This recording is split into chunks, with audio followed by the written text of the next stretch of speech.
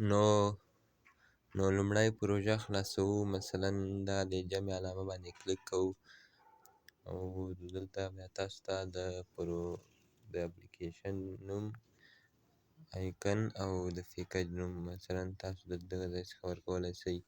نو لومړی موږ نوم ورکوو مثلا پښتو کیسې، د هغه نه بعد مثلا دلته یو عکس ورته انتخابوو د ګالري څخه، ګالري راځو فیکس لاب.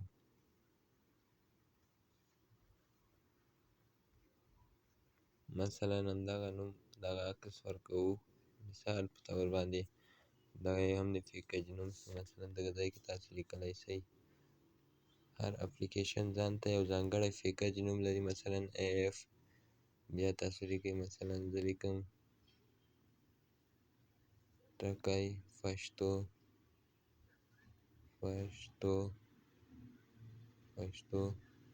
ټکی سټوري.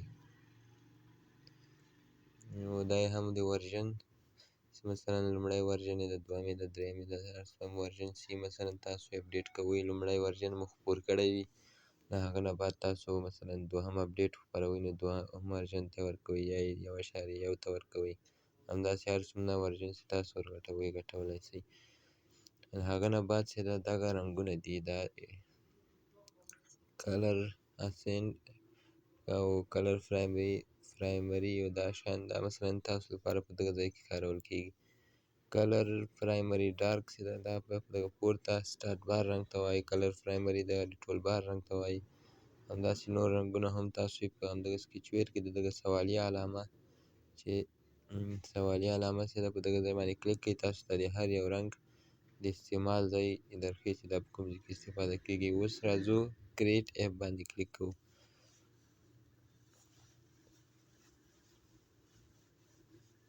نو چې اپلیکیشن دلته اوس تاسو ته اضافه شو، اوس خپله په اتومات ډول خلاصیږي. اوس راځو مثلا لومړی ورته د شروع صفحه ورکوو، دلته دغه ټول بار چې ده دغه مثلا تاسو ته یې سره در وښیم زه په دغه ځای باندې به کلیک وکړئ، په دغه لاندې بیا چې کله مو په دغه باندې کلیک وکړ بیا اوس به راسئ په دغه ځای به کلیک وکړئ. د باندې مې چې کله کلیک وکړ نو داسې به خلاص شي. تاسو به اوس راسئ دغه ټول بار دغه به ایسته کړئ، یعنې دغه کومه خانه چې مثلا ډکه ده دا به داسې ایسته کړئ. اوس به سیو کړئ. کله مو چې دا سیو کړو اوس به راسئ دغه لاینر ورټیکل دغه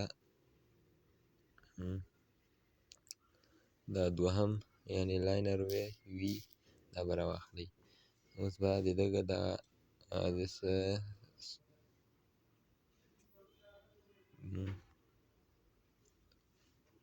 دغه تاسو ته ښکاري دغه دا به تاسو میچ پرانټ کړئ، یعنې لومړی یا مثلا دغه ځای باندې دا به میچ پرانټ کړئ. اوس به سلیکټ کړئ، دا مې چې کله سلیکټ کړ نو دا به فل صفحه ټوله صفحه ډکه کړي. اوس به راسئ مثلا تاسو غواړئ دلته د شروع صفحه جوړه کړئ، په دغه ځای کې به تاسو په دغه لومړی به په دغه لاینر یو باندې مثلا په دغه ځای کې لاینر یو انتخاب کړئ او راباسئ ګراویټي ته سینټر ورټیکل دا به داسې کړئ. اوس به راسئ مثلا د دغه دغه ولاړوالی به هم 80 کړئ او دغه به هم 80 کړئ، ولاړوالی سور دواړه به 80 کړئ. کله مو چې دا 80 کړئ اوس به راسئ سکیل ټایپ ته فټ ایکس وای او له هغه نه بعد به تاسو دلته انځور نه لرئ نو تاسو به په دغه برخې څخه په دغه پورته په دغه درو ټکو باندې به کلیک وکړئ. کله مو په درې ټکو باندې کلیک وکړ نو مخکې له دې چې انځورونه اضافه کړو موږ ته یو بل کار هم مهم ده چې په دغه ځای باندې به کلیک وکړو بیولټ اینډ لایبرري. په دغه ځای کې به اوس دغه لومړی اپشن چې ده دا غیر فعاله وي تاسو به یې فعاله کړئ. نو دا به چې کله فعاله کړو اوس به شاته راسئ، اوس به راسئ ایمیج برخې ته. په دغه ځای کې مثلا موږ دلته خپله موجود دي عکسونه، مثلا زه یو عکس ورته رااخلمه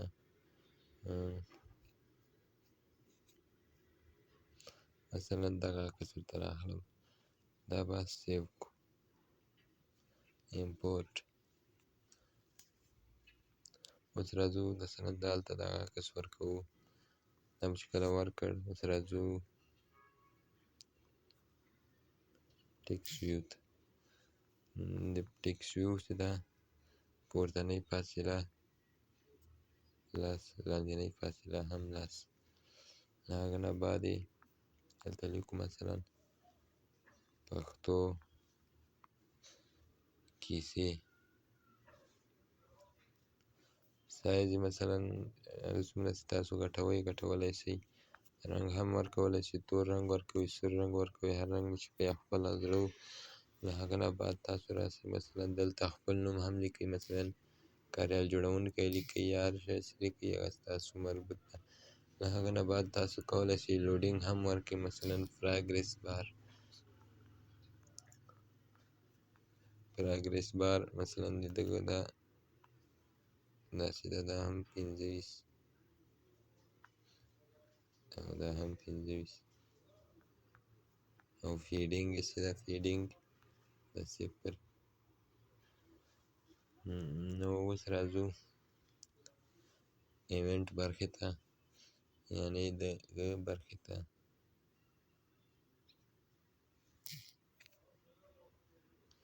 دغه برخې ته راځو ایونټ. کله چې ایونټ برخې ته راغلو لومړی به همدغه ځای کې دغه باندې کلیک وکړئ اکټیویټیز آن کړئ.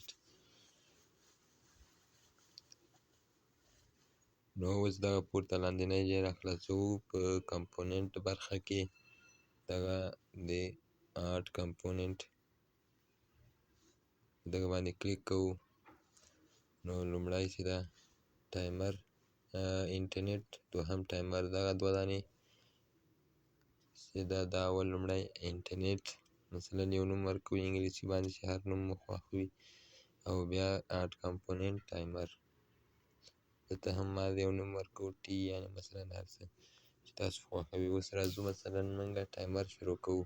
دا مثلا د شروع صفحه ده، موږ یو ټایمر دلته ټاکو. په هغه ځای کې موږ اوس مثلا 3000 ملي ثانیې ورکوو، ملي ام اس یعنې ملي سیکنډ. نو 3000 مثلا 3 ثانیې کېږي. مثلا موږ غواړو چې د شروع صفحه 3 ثانیې وښیي، که تاسو غواړئ مثلا 4 ثانیې کوئ، 5 ثانیې کوئ، همدا د 3 په ځای 5 لیکئ، مثلا 5 ثانیې کوئ یا هم 4 ثانیې کوئ، هغه ستاسو مربوط ده. اوس راځو یو صفحې ته د تګ بلاکونه اخلو.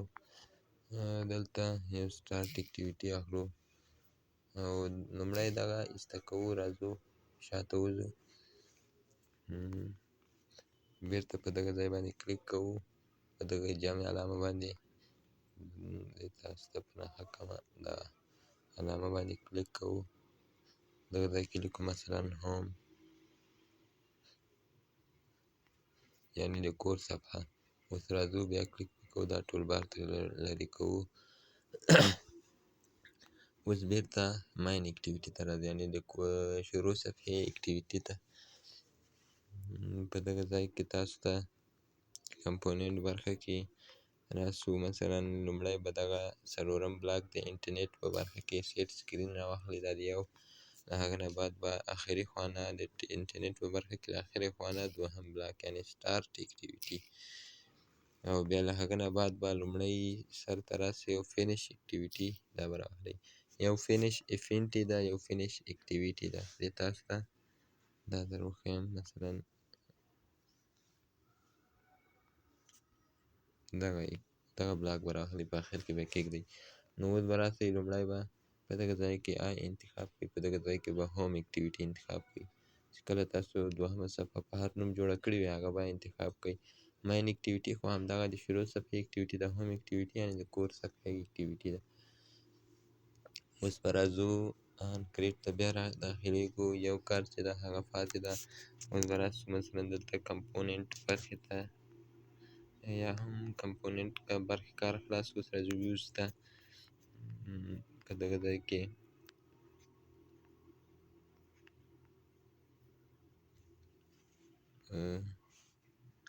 ټکسټ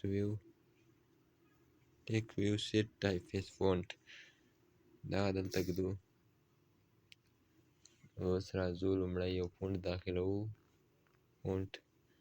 اوس مثلا ما سره خپله دلته موجود دی، تاسو یې له حافظې څخه راخیستلی سئ. امپورټ. اوس مثلا تاسو سره فونټ موجود نه وي په همدغه زما کلیکشن ځای کې، نو تاسو فونټ دغسې راخیستلی سئ. په دغه جمع علامه باندې به کلیک وکئ، تاسو فولډر یې راوړئ.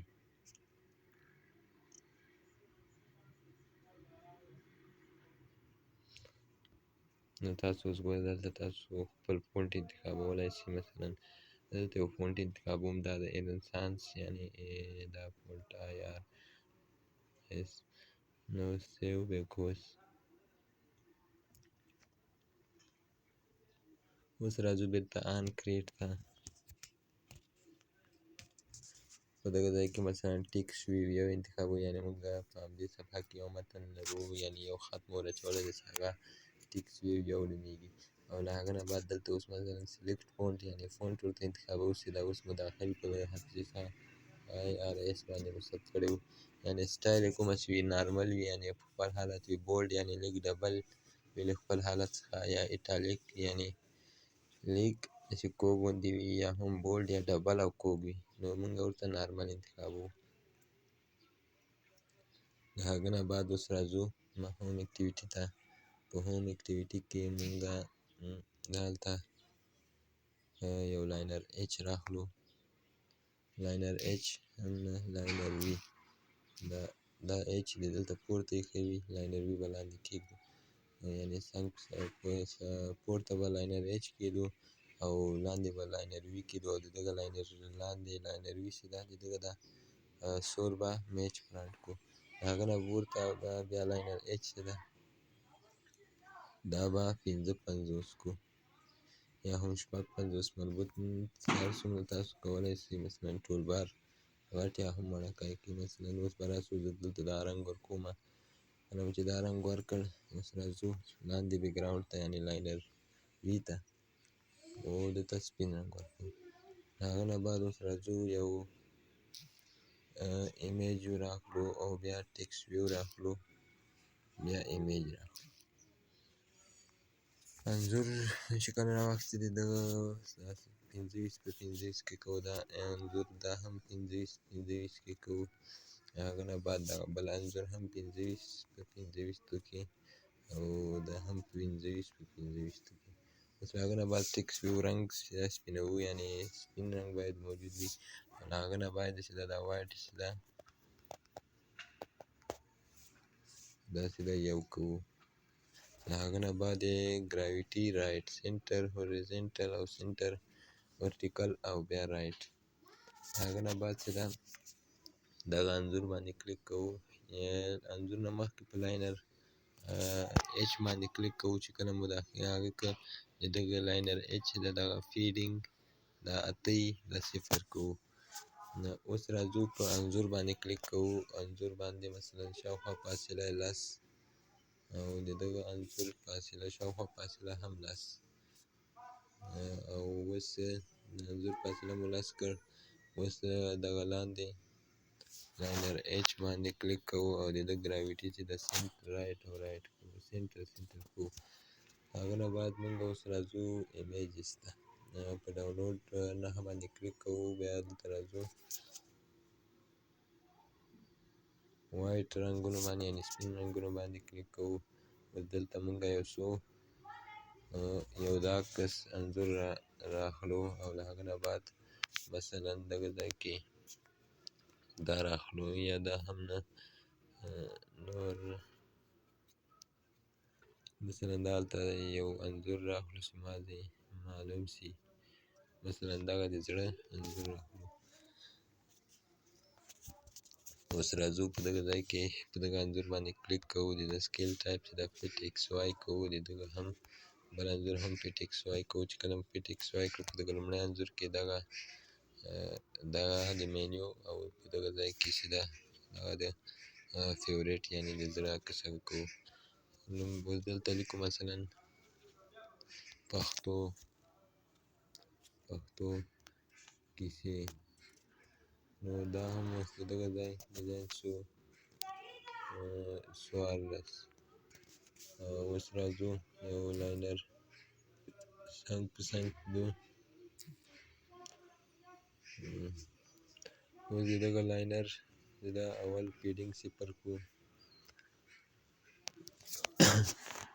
اوس راځو د دغه دا د څنګ فاصله چې ده دا ډېروو او له هغه نه بعد چې ده پورتنی لاینر مو چې وړوکی ایښی دی د دغه دغه وایټ چې ده دغه یو لیکو. له هغه نه بعد چې ده شاته ځو بېرته دغسې ده مثلا مونږ ورکوو 200 د دغه فاصله 200 کوو. دا مو چې کله 200 کوو اوس راځو د دغه وایټ چې ده یو کوو چې دا داسې. اوس راځو مثلا دا 200 چې مو کله کړی دی دا به مثلا اوس کوو 120 له هغه نه بعد مثلا اوس راځو یو کاربیو ږدو دا هلته کاربیو جوړوو مثلا 100 دلته 10 مو ورکړ 100 ورکوو 100 او له هغه نه بعد هم 100 او کله مو چې دا راواخیسته اوس د دغه فیډینګ چې ده دا صفر او اوس دلته راځو بیا دا دلته داسې ږدو بیا دا داسې ده ثبتوي مثلا یو نوم ورکوو کاربیو ته اخر ځای ته راځو مثلا دلته مو چې دا ثبت کړی دی دا دغه ځای کې لومړی د دغه لاینر چې ده دا هوي ده دا اورېزنټل کوو چې کله دا اورېزنټل کوو دلته بیا راځو دلته دا څنګ ته څنګ دا 3 دانې مو کېښوده. اوس راځو د دغه لاینر شاوخوا فاصله 10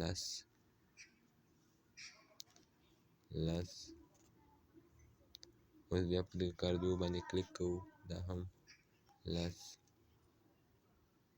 اوس په دغه باندې کلیک کوو دا هم 10 په ده باندې مو چې کله کلیک وکړو اوس به په دغه مابین یعنې دغه فاصله مو چې 120 ورکړې وه دغه فیډینګ چې ده دا صفر دا مو چې کله صفر کړې دا اوس برابر شول. اوس راځو دغه یو کاربیو ته مونږ خپل هغه ور برابروو مثلا دلته پورته یعنې سیوری چې ده 7 او ګردوالی چې ده 10 نو داسې خط چې ده دا سلیکټ آل کوو کاپي کوئ سیو یعنې اوس به دلته راسو دغه ځای کې به هم دا خط ور واچوو دا به ټول پاک کړو لومړی په انجکټ برخه کې دا به هم بېرته پیسټ کړو دا کوم مونږ چې په لومړي کې جوړ کړی مثلا دلته یې ګردوالی چې ده 20 او سیوری چې ده داسې ده 10 ده نو دلته مو سیوری 7 کړو او ګردوالی مو چې ده دا 10 کړ. اوس راځو دغه ځای ته دا هم سر کوو یا هم دا د سر کولو نه مخکې راځو د دغه دا هغسې ده دا وارپ کانټینټ د دغه هم وارپ کانټینټ د دغه هم وارپ کانټینټ. اوس راځو په دغه وایټ یو دلته یو ورته لیکو دلته هم یو ورته لیکو مثلا د دغه ټول کاربیو وایټ یو کوو اوس په دغه ځای کې هم یو ورته لیکو. دا مو چې کله جوړ کړ اوس راځو دا پورته لاینر مې چې پکې ور اچولی ده دا میچ فرانټ د ده هم میچ فرانټ او د ده هم میچ فرانټ. اوس راځو پورته میتریال بټن دلته پورته ږدو په دغه لاینر باندې کلیک کوو د دغه ګراویټي چې ده دغه داسې جوړوو د هغه نه بعد چې ده د دغه لاینر فیډینګ صفر کوو او د دغه بټن یې شاوخوا فاصله 10 دا مو چې کله 10 کړه 10 هم نه مثلا 15 به یې کړو بیخي غټ شو 3 مو کړ 3 بیخي صحیح او سوري چې ده دا میچ فرانټ یعنې سر تر سره او دا مو چې کله شاوخوا فاصله یې بیخي کمه ده دا باید 15 کړو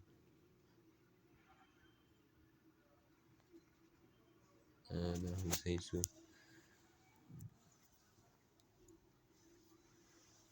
اوس راځو یو ایمیج مثلا دلته رااخلو د ده ولاړوالی چې ده 80 او داسې سوري هم